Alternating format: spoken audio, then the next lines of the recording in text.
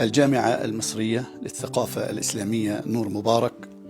Нұр Мүбәрәк Египет Ислам мәдениеті университеті бауырлас екі ел Мысыр мен Қазақстанның жоғары ғылыми және мәдени деңгейдегі тығыз ынтымақтастығының жемісі болып саналады. Нұр Мүбәрәк университеті орта жолды көзқарасты ұстанып, діни экстремизммен күресетін Әл-Асқар Әл-Шарифтің бағытын ұстанып, ислам мәдениеті мен араб тілін оқытумен айналысады. Сондай-ақ тұтастай алғанда ізгі адамгершілікті, дұрыс әдет-ғұрыпты, көркем мінезді сақтайтын шынайы ислам ілімінен нәр алған қазақ халқының салт дәстүрлерін сақтау және қолдау бағытында жұмыс істейді.